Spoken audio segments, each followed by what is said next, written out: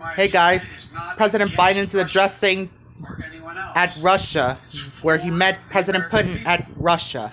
Fighting COVID-19. Here, and let's listen for a while.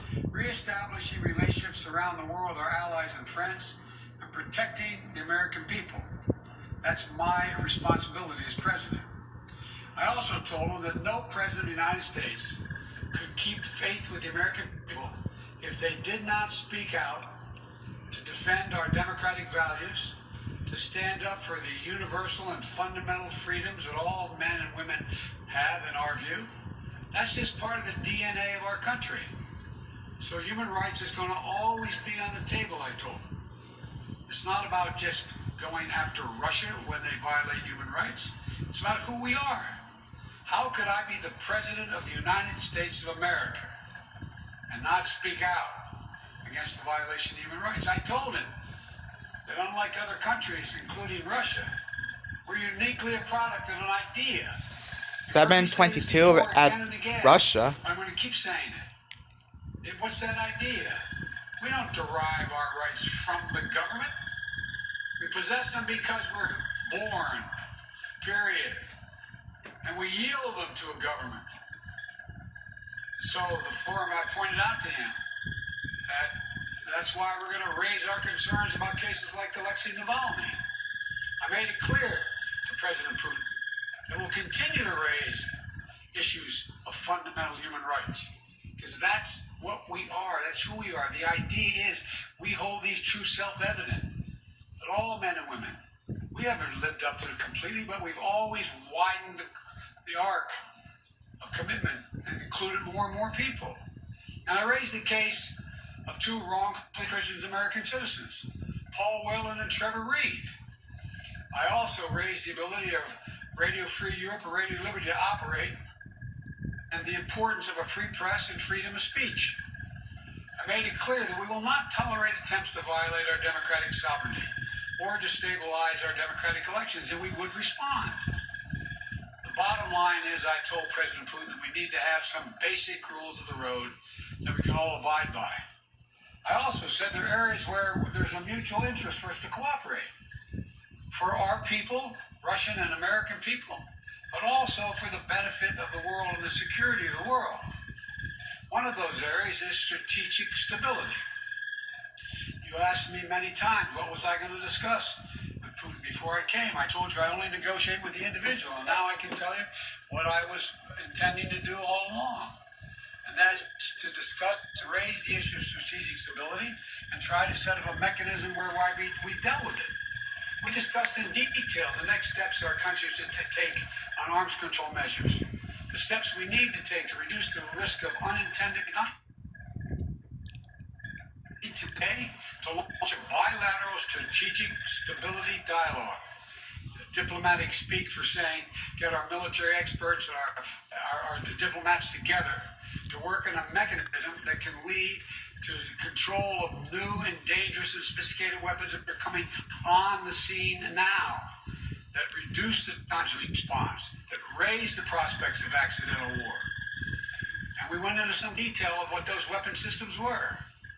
Another area we spent a great deal of time on was cyber and cybersecurity. I talked about the proposition that certain critical infrastructure should be off limits to attack, period, by cyber or any other means. I gave them a list. If I'm not mistaken, I don't have it in front of me, 16 specific entities.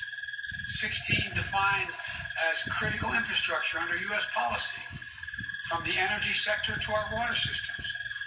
Of course, the principle is one thing. It has to be backed up by practice. Responsible countries need to take action against criminals who conduct ransomware activities on their territory. So we agreed to task experts in both our countries to work on specific understandings about what's off limits and to follow up on specific cases that originate in other countries, in either of our countries. There's a long list of other things we spent time on, from the urgent need to preserve and reopen the humanitarian corridors in Syria so that we can get food, just simple food and basic necessities to people who are starving to death. How to build it and how it is in the interest of both Russia and the United States to ensure that Iran does not acquire nuclear weapons. We agreed to work together there because as much as Russia's interest is ours. And to how we can ensure the Arctic remains an region of cooperation rather than conflict. I caught part of President Putin's press conference, and he talked about the need for us to be able to have some kind of modus operandi where we dealt with making sure the Arctic was in fact a free zone, and to how we can each contribute to the shared effort of preventing the resurgence of terrorism in Afghanistan.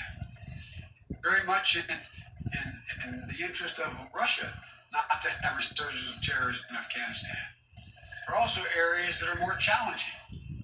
I communicated the United States' unwavering commitment to the sovereignty and territorial integrity of Ukraine. We agreed to pursue diplomacy related to the Minsk agreement. And I shared our concern about Belarus. He didn't disagree with what happened. He just has a different perspective of what to do about it. But I know you have a lot of questions. Looks like he's going to Ukraine, everyone. Let me close with this. It was important to meet in person, so there can be no mistake about or misrepresentations about what I wanted to communicate. Number one, identify areas of practical work our two countries can do, and also benefit the world. Two, communicate directly that the United States will respond to actions that impair our vital interest or those of our allies. And three, to clearly lay out our country's priorities and our values so we heard it straight from me.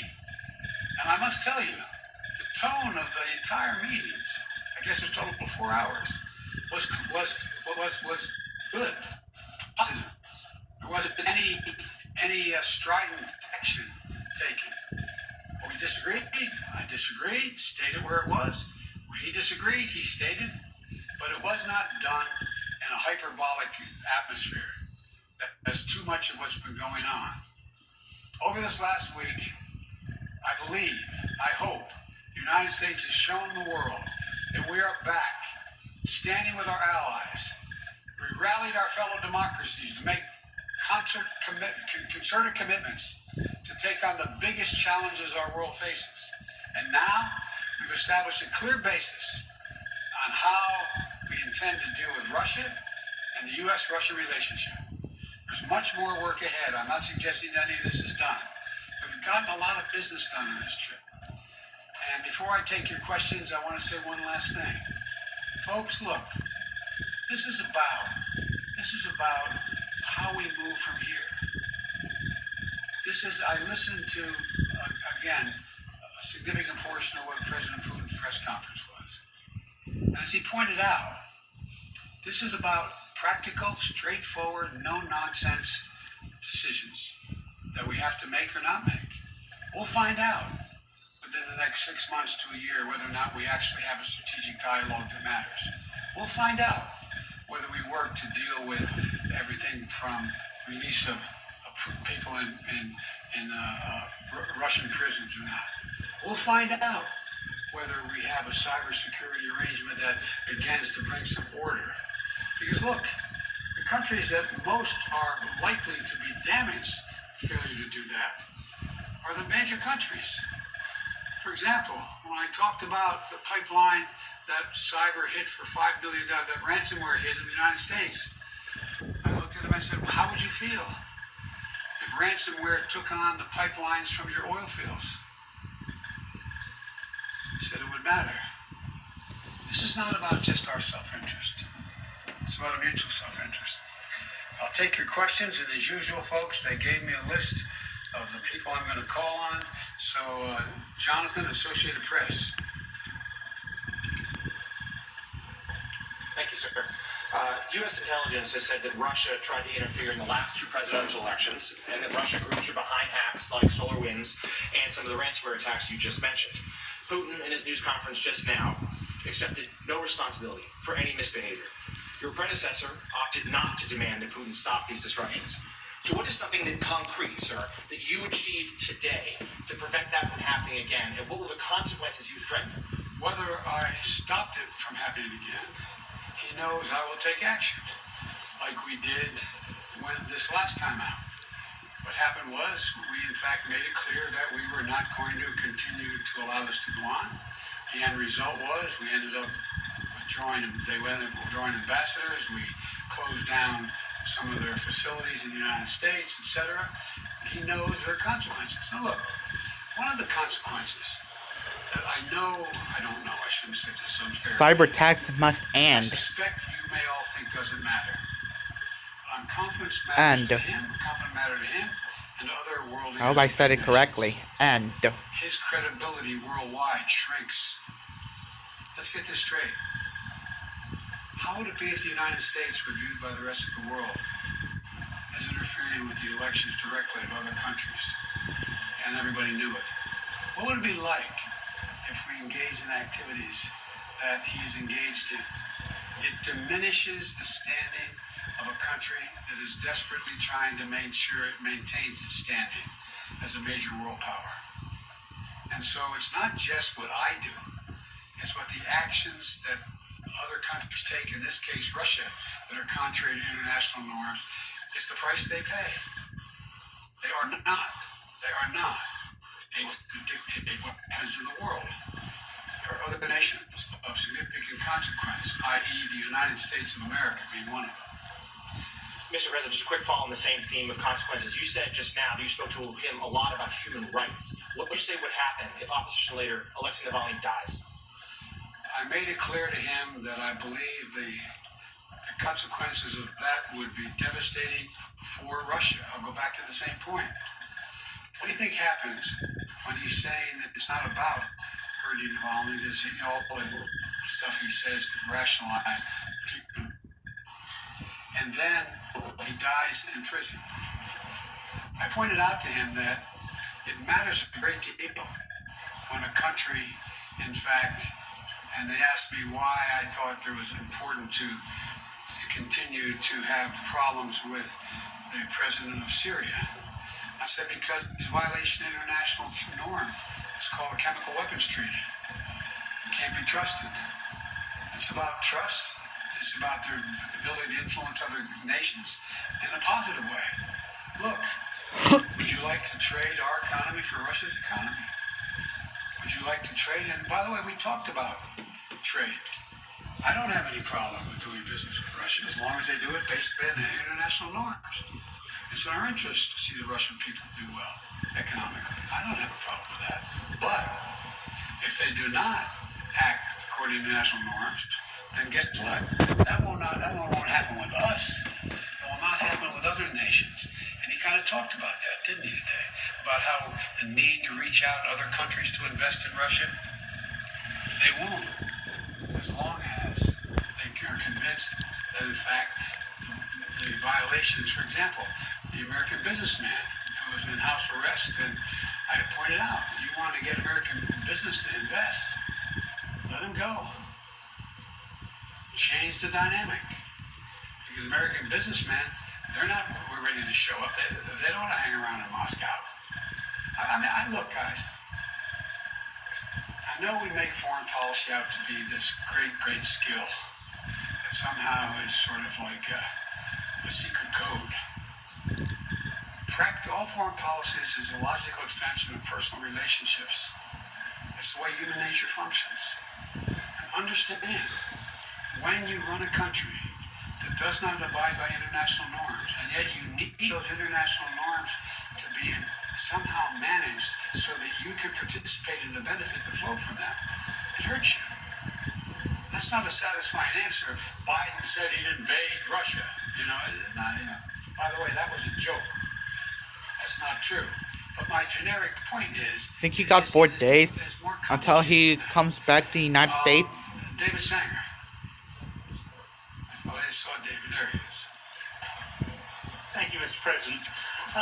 In the run-up to this discussion, there's been a lot of talk about the two countries spilling down into a Cold War. And I'm wondering if there was anything that you emerged from in the discussion that made you think that he Commissioner, I'm going to take my coat off. The sun is hot. anything that would make you think that Mr. Putin has decided to move away. Yeah, from great his idea, fundamental Mr. role President, as a or disruptor, father.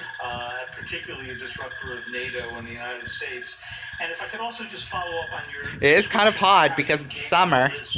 You don't need that coat. In the United States. Did you lay out very clearly what it was that the penalty would be for interfering in that critical infrastructure? Did you leave that vague? Did he respond in any way to it? Let me answer your first. Well, I'll answer your second question first.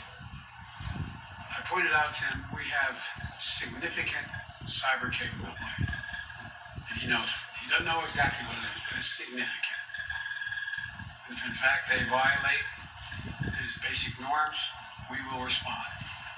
Cyber. He knows. In the cyber way. Number two, I think that the last thing he wants now is a Cold War. Without quoting him, which I don't think is appropriate, let me ask a rhetorical question. You got a multi-thousand-mile border with China. China is moving ahead, hell-bent on election, as they say, seeking to be the most powerful economy in the world, the largest, and the most powerful military in the world. You're in a situation where your economy is struggling. You need to move it in a more aggressive way in terms of growing it. And I don't think he's looking for a Cold War with the United States. I don't think it's about as I said to him, I said, your generation and mine were about 10 years apart. This is not a kumbaya moment, as they used to say back in the 60s in the United States, like, let's hug and love each other. But it's clear. Sorry about my hand, everyone. Here's our mind.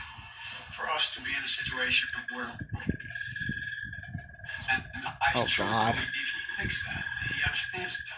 But that doesn't mean he's ready to quote figuratively lay out his arms and say, come on. He's still, I believe. Okay. I'll better fix this, everyone. Alright, got it fixed. Going into excruciating detail. You may be books I might own. I can't think of one. So we didn't need, as we got through, when we brought in the larger group, our defense, our intelligence, and our foreign, well, my foreign minister was foreign minister. My Secretary of State was with me the whole time. Our ambassador, etc. We brought everybody in. We had covered so much. And so there was a summary done by him and by me of what we covered. Lavrov and Blinken talked about what we had covered. We raised things that required more amplification or made sure we didn't have any misunderstandings. And so it was kind of after 2 hours there, we looked at each other like, okay, what next? What is going to happen next? We're going to be able to look ahead in 3 to 6 months and say, did the things we agreed to sit down and try to work out, did it work? Are we closer to a major strategic? Okay, not this again. Why is it always glitching? And we'll Got do it that. again. But anyway, we just letting him know where I stood, what I thought we could accomplish together, and what, in fact, if there were violations of American sovereignty, what we would do.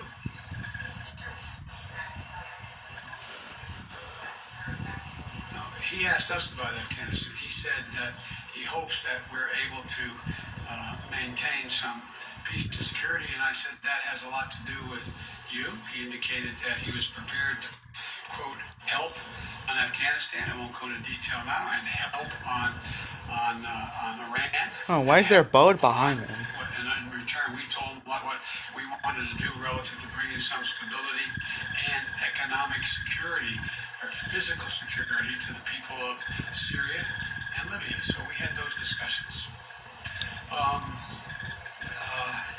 Yamiche. Thanks so much, Mr. President. You said that you didn't issue any threats? Were there any ultimatums made when it comes to ransomware? And how will you measure success, especially when it comes to these working groups on Russian meddling and on cybersecurity? Well, it's going to be real easy. They either, for example, on cybersecurity? Are we going to work out where they take action against the ransomware criminals on Russian territory? They didn't do it. I don't think they planned it in this case. And are they going to act? We'll find out. Will we commit? What do we commit to act preventing, affecting, violating international norms that negatively affects Russia? What are we going to agree to do? And so I think we have real opportunities to move. And I think that one of the things that I noticed when we had the larger meeting is that people who are very, very well informed started thinking, you know, this is going to be a real problem. What was that ransomware outfit sitting in Florida or Maine and took action, as I said, on their single lifeline to their economy, oil. If you notice it, and they're like, you can see them kind of go, oh, we do that, but well, so it's everybody's interest in these things. And we'll see what happens when these groups we put together. Third one, yes, go ahead. Mr. President, when President Putin was questioned today about human rights, he said that the reason why he's cracking down on opposition leaders is because he doesn't want something like January 6th to happen in Russia. And he also said that he doesn't want to see groups formed like Black Lives Matter. What's your response to that, please? My response is kind of what I communicated. But I think that's ridiculous comparison. It's one thing for literally criminals to break through court, go into the Capitol, kill a police officer, and be held accountable. And it is for people objecting and marching on the Capitol. You are not allowing me to speak freely. You are not allowing me to do A, B, C, or D. And so they're very different criteria. Steve Holland, Reuters. President Putin said he was satisfied with the answer about him being a killer. Could you give us your side on this? What did you tell him? He's satisfied. Why would I bring it up again? Talk to him. Do you believe you can trust him? Look, this is not about trust. This is about self-interest and verification of self-interest. That's what it's about. So I virtually almost anyone that I would work out an agreement with that affected the American people's interest, I don't say, well, I trust you, no problem. Let's see what happens. Now, as that old expression goes, the proof of the pudding's in the eating. We're going to know shortly. Igor, Radio Free Europe and Radio Liberty. Hello, Mr. President. Hello, Mr. You want to go on the shade? You can't. Can you see? I think you know attacks in civil society. That sign is blocked. Free press That sign, Yes. that sign Radio cannot Free make him Europe, see. yes, Radio Liberty, Voice of America, Karen Time TV channel where I work, branded foreign agents, and several other independent media. So, we are essentially being forced out in Russia 30 years after President Yeltsin invited us in. My question is, after your talks with President Putin, how interested do you think he is in improving the media climate in Russia? I wouldn't put it that way. In terms of improving the climate. I would, in fact, put it in terms of how much interest does he have in burnishing Russia's reputation that is viewed as not being contrary to democratic principles and free speech. That's a judgment I cannot make. I don't know. But it's not because I think he's interested in changing the nature of a closed society or closed government's actions relative to what he thinks is the right of government to do what it does. It's a very different approach. There's a couple of really good biographies. I told him I read most everything he's written and the speeches he's made, and I've read a couple of very good biographies, which many of you have as well. And I think I pointed out to him that Russia had an opportunity, that brief shining moment after Gorbachev and after things began to change drastically, to actually generate a democratic government. But what happened was it failed, and there was a great race among Russian intellectuals to determine what form of government would they choose and how would they choose it. And based on what I believe Mr. Putin decided was that Russia has always been a major international power when it's been totally united as a Russian state, not based on ideology, whether it was going back to Tsar and Commissars, straight through to the revolution, the Russian Revolution, and to where they are today.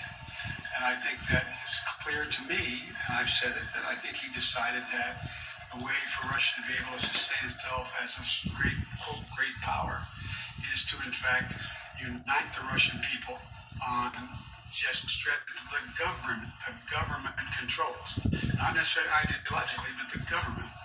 And I think that's the choice made. I think I'm not going to second guess whether it could have been fundamentally different, but I do think it does not lend itself to Russia maintaining itself as one of the great powers in the world. All right, I think that's over.